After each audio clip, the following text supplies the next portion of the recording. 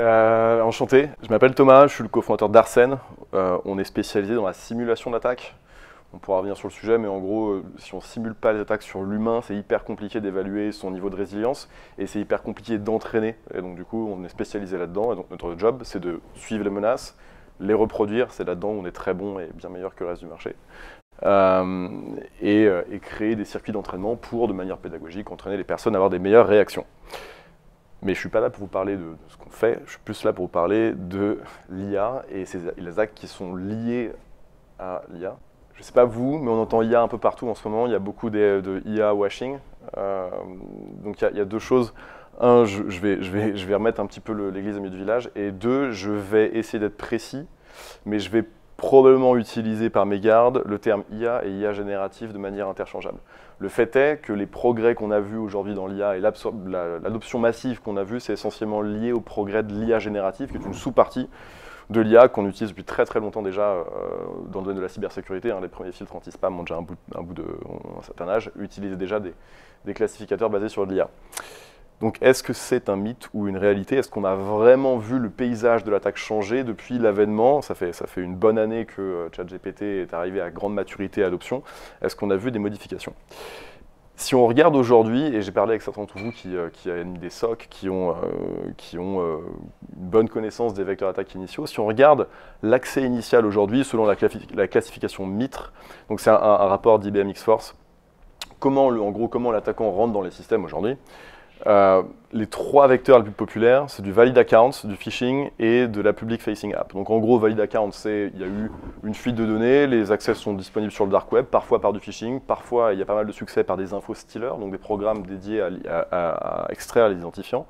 Le phishing, on ne va pas refaire le topo, j'en parle un peu plus après, mais bon, le classique email qui va extraire de l'information confidentielle. Public Facing App, ça a pas mal pris cette année, notamment lié à des vulnérabilités sur des applications exposées, qui ont permis quand même de rentrer dans les systèmes sans interaction avec l'humain, donc c'est un peu moins mon domaine, mais il ne faut quand même pas le négliger. Et pour tout le marketing qui dit que 90% des erreurs viennent de l'humain, il faut aussi mettre un petit peu d'eau dans son vin. L'humain n'est pas le seul responsable des cyberattaques aujourd'hui. Je vous montre ça parce que je ne m'attends pas à ce que l'année prochaine, on ait une nouvelle ligne avec marqué AI. Je ne vois pas avoir un nouveau vecteur d'accès initial basé seulement sur l'IA. On n'a pas créé Skynet aujourd'hui, pour les fans de Terminator. Par contre, l'IA, elle est quand même utilisée, et d'après les différents threat reports qu'on peut lire à droite à gauche, c'est utilisé pour la génération de prétextes et de contenu. Donc dans tout ce qui est ingénierie sociale, avoir le bon vocabulaire, avoir les bonnes paroles, avoir la bonne langue. C'est un vrai sujet quand on a des attaquants qui sont étrangers, qui veulent aller cibler des cibles dont la langue n'est pas la langue native de l'attaquant. C'est utilisé pour la recherche de vulnérabilités et leur exploitation. ChatGPT est excellent pour vous aider à développer un exploit par rapport à une CVE, une vulnérabilité qui vient d'être découverte. C'est également utilisé pour de la recherche d'informations. Les très gros modèles de données, OpenAI a été entraîné sur énormément de données, ont été recherchés de l'information très profondément sur le web. Ils ont accès à du deep web qu'une recherche superficielle sur Google ne nous permettrait pas d'avoir. Donc c'est utilisé pour aller chercher de l'information assez précise. Et c'est également utilisé pour du minage d'informations, et on va y revenir, je vais vous présenter un petit exemple. Mais l'attaquant aujourd'hui a accès à plein de données. Et c'est un thème assez commun en intelligence économique, où on va vous dire que l'information elle est publique, il faut savoir l'interpréter. L'IA générative est très très bonne pour aller structurer une donnée non structurée et extrapoler, synthétiser de l'information disponible en masse. En gros, ce sur quoi je veux insister, c'est que l'IA, c'est un outil de productivité pour nous tous. Pour ceux qui l'utilisent déjà ou ceux qui commencent à l'utiliser, on voit le gain de productivité que ça peut créer. Mais c'est avant tout un gain de productivité sur les étapes actuelles de la kill chain, les différentes étapes qui mènent une cyberattaque. Ce n'est pas une kill chain en soi, ce n'est pas un vecteur d'attaque en soi. Et je vais vous présenter quand même deux cas, parce qu'il faut quand même se méfier de ce qui peut être créé, de variations de trucs qu'on connaît déjà, d'attaques qu'on connaît déjà, mis à jour à l'heure de l'IA. Je vais vous parler de Black Mamba, qui est un projet de malware version IA. Black Mamba, c'est un programme qui est inoffensif dans un premier temps. Il va arriver sur vos systèmes, il n'aura pas de comportement malveillant, donc pour tout ce qui est détection comportementale, c'est très difficile de voir quelque chose. Il ne correspondra pas à une signature de malware, donc tout ce qui est basé sur la détection de signature, non plus. Donc il va pouvoir arriver de manière assez anodine, vu comme un outil standard. Black Mamba, il fait un seul truc, il fait un appel API vers OpenAI. Donc en gros, il va aller appeler OpenAI, il va dire j'ai besoin, il va envoyer un prompt et OpenAI va lui renvoyer une information. Ce prompt est travaillé de manière à ce que OpenAI renvoie du code, lui, malveillant. Donc d'un point de vue, dites-moi si je vais trop dans les détails, mais d'un point de vue réseau, sécurité, il n'y a rien d'alarmant. Il y a une connexion qui va aller vers OpenAI, et aujourd'hui un grand nombre d'outils de productivité font ça, donc il n'y aura pas d'alerte particulière sur la partie filtrage réseau. Le comportement, c'est juste un programme qui fait une requête OpenAI, comme plein d'autres aujourd'hui. Sauf qu'OpenAI va retourner un code malveillant, et que le programme inoffensif, il a de quoi se réécrire. C'est du polymorphisme, c'est un truc qu'on connaît depuis longtemps, mais il a de quoi se réécrire en réinterprétant le code malveillant. Et à partir de là, il se compile et il se transforme en malware. Et en l'occurrence, sur ce prototype, cette preuve de concept, le malware fait du keylogging et de l'extraction d'informations par Teams. Donc un truc qui était auparavant malveillant, une fois exécuté sur le système en noir, se transforme en un malware capable d'intercepter les frappes et d'extraire l'information sur des canaux comme Teams. Premier exemple. Donc, ça change un peu la donne quand même. Tout ce qui est là, programme inoffensif, polymorphisme, malware, on connaît. OpenAI, c'est la boîte noire qui rebat les cartes. Deuxième cas, je parlais du minage d'informations tout à l'heure, ça c'est le cas Redreaper. Autre programme qui utilise à son avantage l'IA générative. Le principe est, quand on a une masse de fuites de données, comment est-ce qu'on fait pour l'exploiter en tant qu'attaquant? Cette preuve de concept, là encore, a été développée sur les emails Enron. Je ne sais pas si vous vous souvenez, Enron, ça a été un grand scandale américain, la boîte a été mise en faillite. Un chercheur a acheté pour 10 000 $ l'ensemble des emails qui étaient récupérables dans Enron, ce qui revient à 600 000 emails de discussion archivés. Et à partir de là, la question c'est qu'est-ce qu'on peut en faire? C'était utilisé pour de la recherche de graphes, des choses comme ça. Le projet Redreaper, 4 étapes, il prend les 600 000 emails, il filtre tout ce qui va avoir un rapport à du légal et aux personnes d'autorité, tout ce qui est C-level. Donc toutes les discussions qui vont toucher la présidence et donc les boards et les avocats. Deuxième étape, à partir de là, on arrive de 600 000 à peu près 20 000, je crois, 20 000 emails. Donc c'est déjà beaucoup plus simple à traiter. Deuxième étape, analyse de graphes. On va voir qui sont les points centraux qui communiquent entre eux pour bien comprendre les relations d'autorité. À partir de là, on commence à comprendre les points névralgiques de l'information, qu'est-ce qui va avoir vraiment l'information sensible. Et quatrième étape, j'ai dit 2 et j'ai dit 4, non, donc troisième étape, c'était identifier les personnes les plus pertinentes. Quatrième étape, à partir de l'IA générative, synthétiser ces éléments pertinents pour essayer de comprendre ce qui se passe. Et ça a permis de découvrir des cas qui n'ont pas été exploités, mais qui auraient pu être utilisés pour des formes de chantage. Une histoire de licenciements abusifs, des choses qui sont un peu passées sous le rideau parce que dans le scandale financier qui était Enron, qui maquillait ses comptes et qui a fait tout un tas de choses qu'il ne faut pas faire, c'était pas le plus gros, mais il y avait quand même des éléments qui ont été détectés à partir d'une chaîne d'emails qui n'aurait pas pu être exploitée autrement. C'est trop fin, d'accord, c'est vraiment du minage. L'application concrète aujourd'hui, on entend beaucoup parler d'account takeover ou de business email compromise, dans lesquels on arrive à accéder à la boîte mail et à un historique de conversation qui est bien gentiment conservé par le cloud, permettrait du coup d'exploiter ces données pour identifier des cibles, donc des personnes qui ont le pouvoir de virement, qui ont des factures en attente ou autres, ou des cas d'informations confidentielles pour de l'espionnage, pour des opérations de chantage. Deuxième application de l'IA qui, encore une fois, rebat un petit peu les cartes. Maintenant, on va parler de l'ingénierie sociale, qui est mon domaine de prédilection. Donc, en gros, tout ce qui va toucher au facteur humain. Donc, dès qu'on va commencer à essayer de compromettre ou induire une action non voulue sur le facteur humain, donc les employés. Employés au sens large, ça peut être aussi les grands patrons.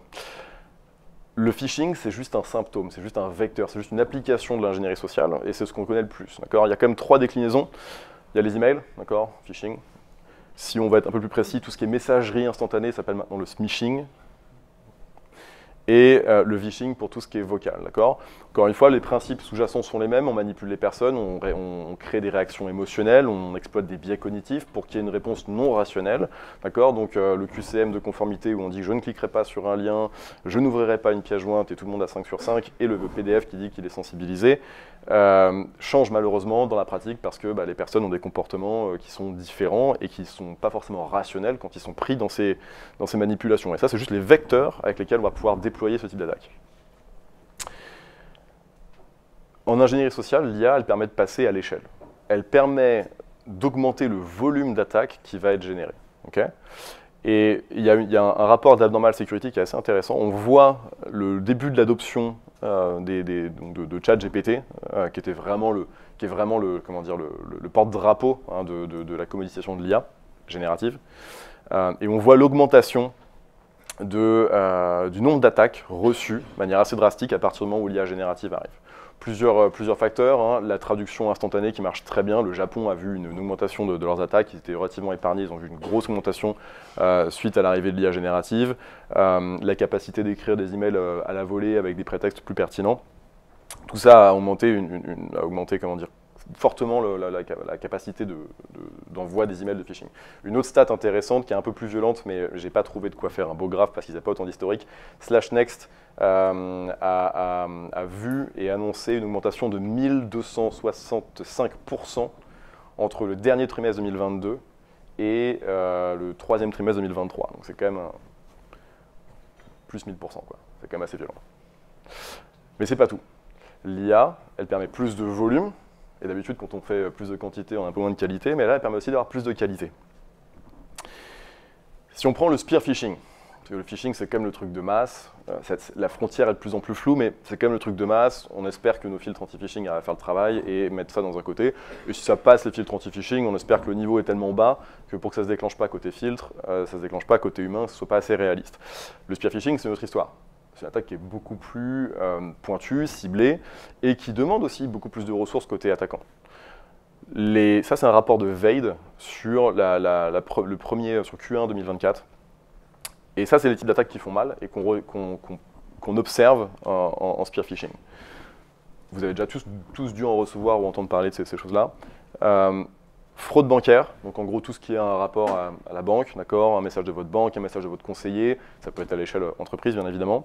Et donc même type, tout ce qui est payroll fraud, donc un employé qui envoie les RH, est-ce que le virement on pourrait le faire sur ce compte-là plutôt que l'ancien, donc pareil, un truc assez qui malheureusement fait quand même pas mal de dégâts. Lawyer fraud, pareil mais lié au contexte des avocats, très populaire les avocats chez cybercriminels. Fraude au président, le classique, est-ce que tu es disponible, bon, j'ai un souci, il faudrait que tu fasses un petit virement. Initial contact, c'est un des vecteurs que j'ai mis du temps à venir voir, à voir venir, pardon. Et en fait, on a eu plusieurs signaux faibles qui nous ont fait nous y intéresser de très près. L'initial contact, c'est un email qui est exactement comme le malware Black Mamba, qui est inoffensif. Il n'y a pas de lien, il n'y a pas de pièce jointe. Et ça va demander une réponse. D'accord ? Bonjour, est-ce que vous avez bien validé vos congés sur le nouvel intranet? Parce que si vous ne le faites pas, vous allez perdre vos vacances. Pas de lien, pas de pièce jointe. Du coup, qu'est-ce qu'on fait? De quoi vous me parlez? Quel nouvel intranet? Et là, l'attaquant, pardon, désolé, je pensais que vous aviez reçu la communication, c'est à cette adresse. Et là, il y a le lien. Il se passe deux choses. Un, on crée un rapport avec la cible. D'accord ? C'est plus unidirectionnel, un lien qu'on n'a jamais demandé. C'est une discussion, on demande une réponse, on a la réponse, il se trouve que c'est un lien malveillant. Ça crée un rapport à la fois humain, mais aussi au niveau des filtres techniques. Puis un flux unidirectionnel, mais un thread de communication avec des allers-retours. Ça, on fait partie des seuls à le simuler, et c'est un truc qui est hyper intéressant, et on peut le simuler maintenant parce qu'on a de l'IA générative qui permet de faire la relation. Avant, c'était une attaque qui était dédiée à un contre un. D'accord ? Il y avait un opérateur qui pouvait gérer peut-être 10, peut-être 30 cibles à la fois, mais il ne pouvait pas en gérer 2000. Maintenant, avec l'IA générative, c'est du gâteau. Donc on va augmenter le réalisme de l'attaque, la finition de l'attaque, en plus de son volume. Deuxième cas, vous avez entendu parler, je ne pouvais pas faire un talk sur les menaces par l'IA sans parler de deepfake. Très récemment, il y a eu le cas d'une extorsion de fonds, un vol de 25 millions de dollars à partir d'une visioconférence dans laquelle un employé qui avait pouvoir de virement, visiblement un peu trop, dans une réunion dans laquelle il a vu, en visio, son CFO ainsi que d'autres membres de son équipe lui certifier qu'il fallait faire un virement de 25 millions. Aujourd'hui, inconsciemment, on prend encore le visage et la voix comme un facteur d'authentification. On se dit, bah, bon, je reconnais la voix, je vois le visage, c'est la personne. Le problème, c'est que depuis le Covid, on fait tout en visio. Et on n'a pas encore cet instinct de se dire, c'est en visio, c'est pas sûr. Et on n'a pas encore les outils pour se dire, on peut croire ce qu'il y a en face ou pas. Et donc là, il y a un vrai sujet aujourd'hui. Il y a aussi un vrai manque de process chez ces gens-là. Alors c'est facile de jeter la pierre, hein, mais on devrait y avoir des processus de double vérification avec un appel téléphonique. C'est quand même beaucoup plus difficile d'intercepter un coup de téléphone proactif hein, que de convier quelqu'un à une réunion. Mais il n'empêche que ça marche. Ça marche et ça fait des dégâts. 25 millions, c'est quand même pas... il va falloir justifier quoi, à la fin de l'année. Hein. Un deuxième sujet, on va sortir un peu du cadre d'entreprise, mais c'est un sujet qui me tient à cœur et je trouve qu'on commence à en parler. Il y a des spécialistes qui commencent à en parler. Mais je trouve qu'on a un énorme sujet dans nos démocraties actuelles sur la façon dont on s'organise en tant que société, sur les votes qu'on fait et sur la manipulation de l'opinion de masse. Et il y a un cas assez intéressant et assez alarmant, et ce n'est pas le seul. Il y a des études de cas, si vous voulez faire des cauchemars, assez intéressantes. Il y a eu une élection en Slovaquie qui opposait un candidat pro-OTAN et un candidat un peu plus pro-Poutine, enfin, pro-Russie. 2 jours avant, 48 heures avant, en Slovaquie, les candidats n'ont pas le droit de s'exprimer. Ils ne prennent plus la parole avant les élections. 2 jours avant, il y a un deepfake qui est sorti avec un enregistrement de ce candidat qui disait qu'il avait truqué les élections et que de toute façon ça allait bien se passer, il n'y a pas grand monde qui allait voter, ça allait le faire. Il a fallu plus de 48 heures pour débunker la chose, les votes ont eu lieu. Est-ce que c'est pour ça, mais ça n'a pas dû être quoi qu'il arrive, le candidat pro-OTAN a perdu. Il y a certains États, plus ou moins alignés avec certaines valeurs, qui sont plus ou moins bons dans ces opérations de déstabilisation et de manipulation. Et donc c'est un vrai sujet, et ça pourrait être une conférence à part entière, mais c'est un vrai sujet sur lequel je voulais apporter votre attention, en contribuant à augmenter notre maturité pour se défendre face à ces menaces à l'échelle des entreprises, à notre échelle. On peut aussi essayer d'améliorer un petit peu la façon dont on se comporte à l'échelle d'une entreprise, de notre société. Et je pense que c'est un vrai challenge pour les années à venir. Encore une fois, je ne suis pas trop inquiet de Skynet. Je suis un peu plus inquiet de phénomènes comme ça, qui sont de plus en plus faciles à reproduire. Maintenant qu'on a vu un peu l'état des lieux, est-ce qu'on est réellement concerné? C'est-à-dire que jusqu'à présent, je vous ai parlé de quelqu'un qui a fait un virement de 25 millions, je vous ai parlé d'attaques sponsorisées par des États, je vous ai parlé de recherches faites par des chercheurs qui sont un petit peu au bout de la chaîne et qui sont, leur but d'aller voir un petit peu le futur. Est-ce qu'aujourd'hui, nous, dans cette salle, on est réellement concernés? Est-ce que c'est faisable de se faire attaquer? Et du coup, je vous ai préparé une petite démonstration et je vais vous montrer une attaque par voice cloning. Donc on va cloner une voix et on va faire une attaque. La première étape pour cloner une voix, c'est qu'il nous faut un échantillon. J'ai pris quelqu'un que vous connaissez sûrement ici. J'ai été récupérer l'interview de Roger Federer, en français, sur RTS. C'est toujours un grand moment quand on met une vidéo dans une slide, c'est est-ce que le son fonctionne. Et c'est après Wimbledon, en fait, quand j'étais à Wimbledon, j'ai encore dit, voilà, j'espère de vous revoir l'année prochaine. Et c'était encore le moment où je pensais vraiment peut-être que ça peut passer.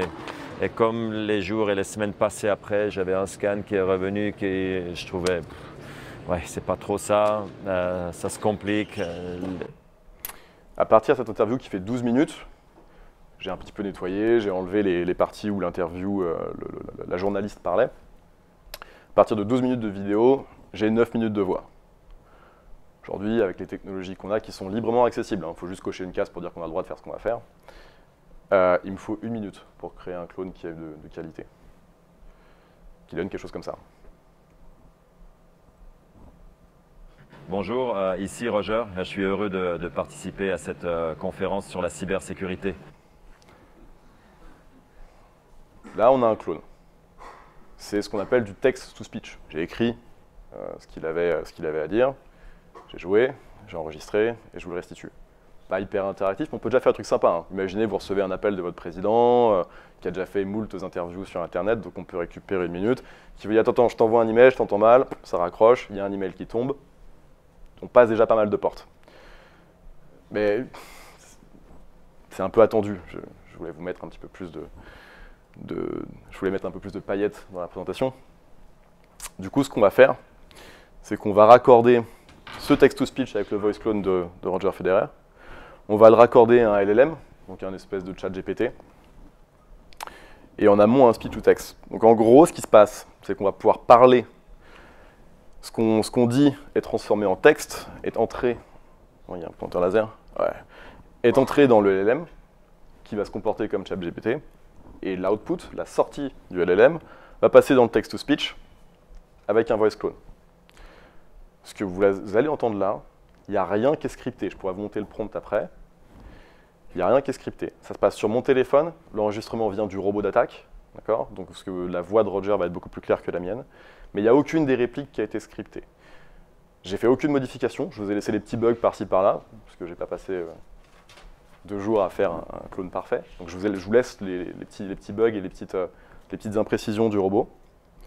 Mais le débat que vous allez entendre, c'est moi et mon téléphone, dans mon bureau,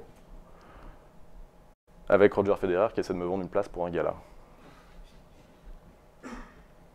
Bonjour, je parle bien à Thomas Lecoz.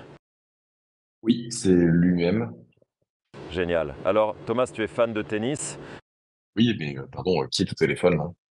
Je suis Roger Federer, la star du tennis. J'appelle pour te proposer quelque chose de super cool. Tu aimes le tennis?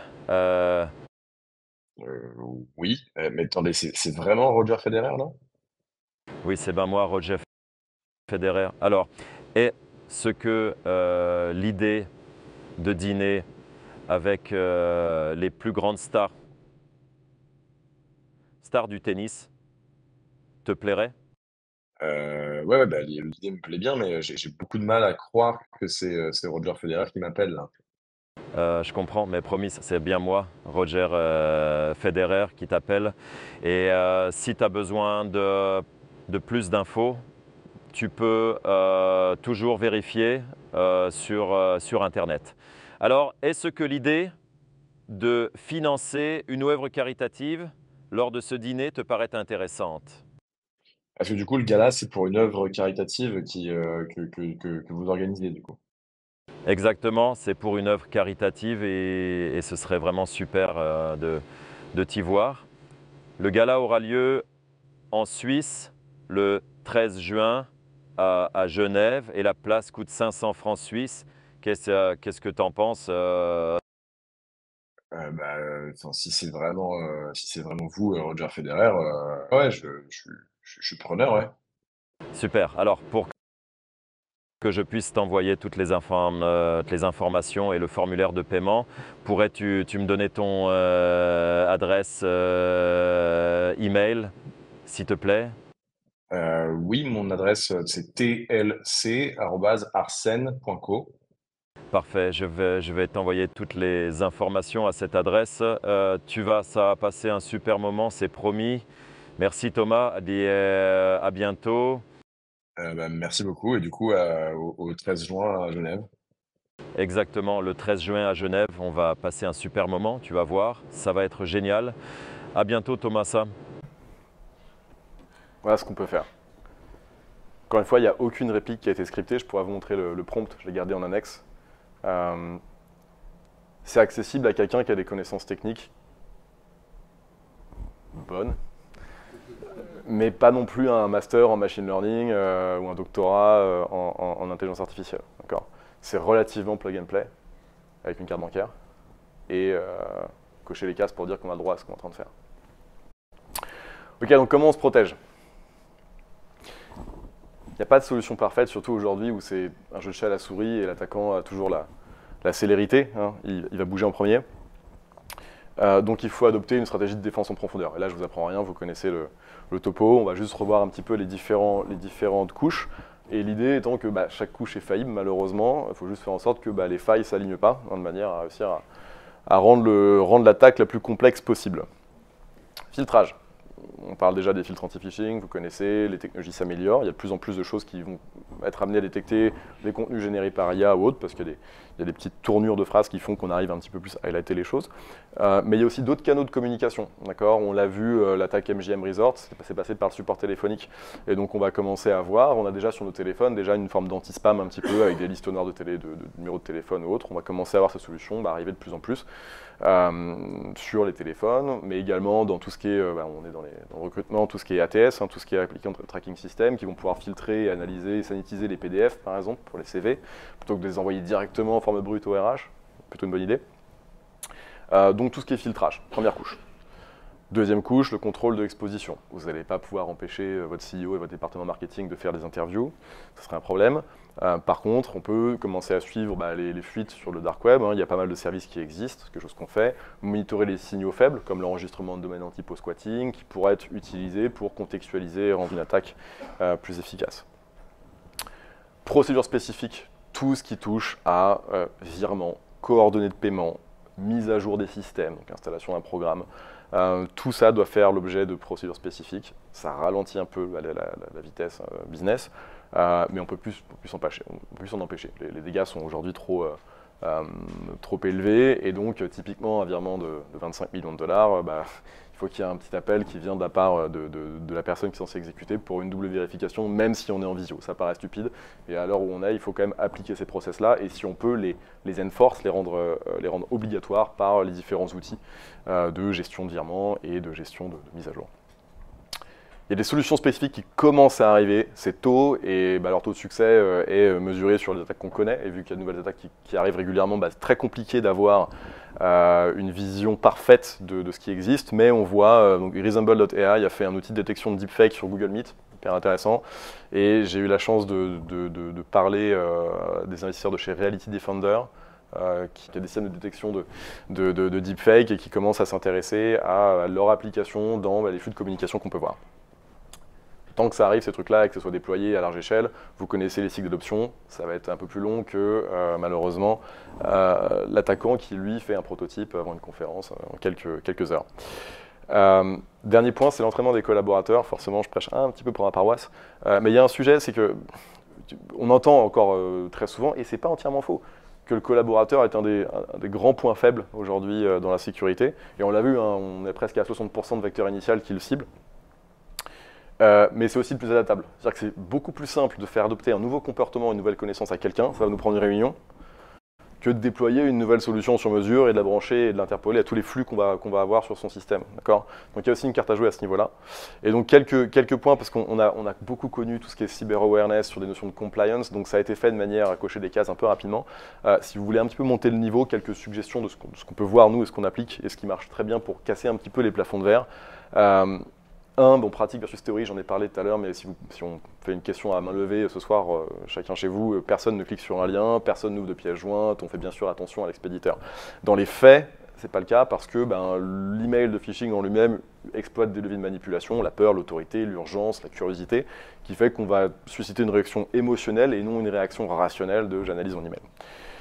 Deuxième point, la contextualisation. On voit encore trop de scénarios génériques. Vous avez reçu un e-fax ou des services un petit peu simples ou des services qui sont pour objectif de piéger le collaborateur plus que de refléter les process et les outils que vous utilisez en interne. Donc pensez à les contextualiser, à faire en sorte que votre solution amène des choses qui sont pertinentes dans votre contexte. Et troisièmement, le réalisme tant dans la qualité des scénarios mais aussi dans l'exécution. On voit encore, surtout chez les grands comptes, parce que c'est compliqué à gérer, on le sait, un ou deux scénarios de phishing qui sont envoyés à la masse des collaborateurs sur quelques jours. Aujourd'hui, il n'y a pas un attaquant qui fait ça. Les scénarios vont être attribués de manière pseudo-aléatoire ou ciblée sur quelques personnes de temps en temps. Donc il y a tout un réalisme d'exécution à mettre en place si on veut avoir un reflet réel de la situation par rapport à ça. Et si on veut également avoir une évaluation, un entraînement circonstancié qui permettra d'apprendre comme il faut. C'est tout pour moi. 30 minutes 22, pas mal. Merci.